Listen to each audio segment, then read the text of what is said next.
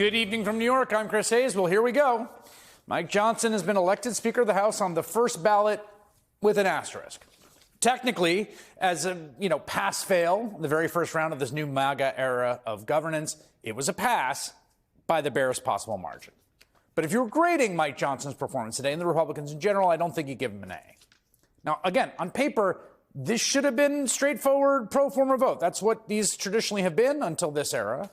Republicans control the House of Representatives. Donald Trump, the incoming president, gave Johnson his complete and total endorsement. And so you'd think that's that. But a group of 9 House Republicans were reluctant to back Donald Trump's guy. And with Johnson working with such a narrow majority, 9's a pretty big number.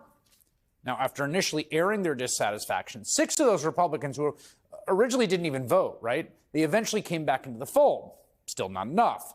There were 3 other congressmen, Thomas Massie of Kentucky, Ralph Norman of South Carolina, and Keith Self of Texas, who all voted for someone other than Johnson, which would doom his ability to get elected on the first ballot. It looked like Johnson was going to go down. He'd lost, basically. But wanting to save face, Johnson held the vote open for an unusually long time, instead of tallying the votes and moving on to the second ballot. During that time, he huddled with Representatives Norman and Self, presumably offered them some kind of deal or cajole, enticed. When Donald Trump himself got on the cell phone with the 2 congressmen, well, then apparently things changed. According to Congressman Norman, Congresswoman Nancy Mace, remember her, called Trump on her cell phone from the floor of the House. Trump was, you'll be shocked to hear, on the golf course at the time, told them, "I'm playing golf." Mace handed her phone over to Norman. A conversation was had, multiple conversations, in fact, and then the 2 congressmen changed their votes to Mike Johnson, handing him on the speakership. So Johnson can technically say, won on the first ballot. But again, a little shaky.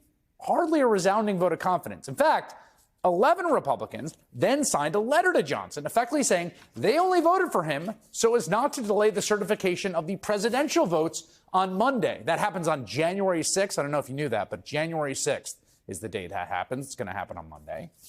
And warning Mike Johnson to watch his step. Now, this sends a message that it is not a united conference. Remember, they're talking about a whole big, ambitious legislative agenda. They have not resolved any of the internal conflicts that have caused all the chaos through the last 2 years when they didn't really have a big agenda. Remember, they have burned through a speaker and a temporary speaker and finally landed on Mike Johnson. And all of this today speaks to a broader question that I genuinely think is underappreciated in the post-election take-fest. And it's this. How much political capital does Donald Trump have?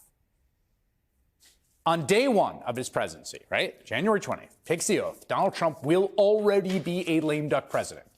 He is term limited by the 22nd Amendment. And that isn't to say he won't do dangerous, reckless, destructive things, or maybe even try some cockamamie scheme to stay in office. It's not to say he doesn't control the Republican Party. He very much does, right? But it's also true that with every passing the day, the way this works is he sheds a little more of his political capital. I think arguably that it was at its highest point around, 2 in the morning, the day after the election, right? Right after he pulled off, I would say, truly the most improbable political comeback in American history. And right shortly thereafter, Republicans were saying things like this. There's no question he's the leader of our party. So now he's got a mission statement, his mission, and his goals and objectives, whatever that is, we need to embrace it. All of it. Every single word in his mission statement. If Donald Trump says jump 3 feet high and scratch your head, we all jump 3 feet high and scratch our heads. That's it. Sort of a kind of beta approach to life, but you do you. But things move fast in Washington. 2 weeks ago, you had this big shutdown fight where Elon Musk rushed in, remember, and he took the lead. There was a kind of vacuum, right? It was just going to go along, and then Musk went crazy on it. Again, he was the initiator. He was the source of energy, and he had a demand. And his demand, remember this just a few weeks ago, right, was to cut spending from this government funding bill and to pare it down. And then Donald Trump, not wanting to be upstaged, he rushed in with his demand, right? And he asked Republicans, in fact, instructed them with a threat of a primary that they had to take care of the debt ceiling or he would primary anyone who doesn't. And so what happened then? Remember? Republicans listened to Musk and not to Trump. They did cut the size of the bill to keep the government open. They shed a bunch of stuff. They did nothing on the debt ceiling. And as far as we can tell, Trump was just like, okay, fine. Now, over in the Senate, things aren't looking like completely rosy either. Remember that Senator Rick Scott of Florida lost the vote to be Senate Majority Leader. He was running for that position for a while. And you might remember he was the one who said that the Senate should entirely give up its role to advise and consent on cabinet picks. Right now, it doesn't look like that initial plan is going to happen. That was the big thing they all said, right? This sort of shock and awe announcement. They're going to just recess them and appoint everyone. And again, speaking of Trump's cabinet picks, which are sort of early tests of political capital, he's already had 2 of them go down before the year even turned over, right? Before the confirmation process even began. The Republican Senate refused to really even entertain the idea of Matt Gaetz serving as Attorney General of the United States. And, who could blame them? Trump's pick to run the DEA, Florida Sheriff Chad Chronister, had to withdraw from consideration after just 3 days, apparently because the Republican base thought he had been too strict about COVID restrictions back in 2020. All of which is to say, again, maybe Donald Trump is not quite as politically strong as he wants you to believe. Again, there's context, there's history here. Lame duck presidents, historically, have struggled to push through bold agendas. Here's what George W. Bush famously said just days after he won re-election in 2004, when he was sort of at his peak as well. And it's the first time a Republican won the popular vote since his dad's win in 1988. I earned capital in the campaign, political capital, and now I intend to spend it. It is my style. That's what happened after the 2000 election. I earned some capital. I've earned capital in this election, and I'm going to spend it for what I told the people I'd spend it on, which is, you've heard the agenda, Social Security and tax reform. Oh, yeah, the agenda. Tax reform, meaning enormous tax cuts for rich people and privatizing Social Security.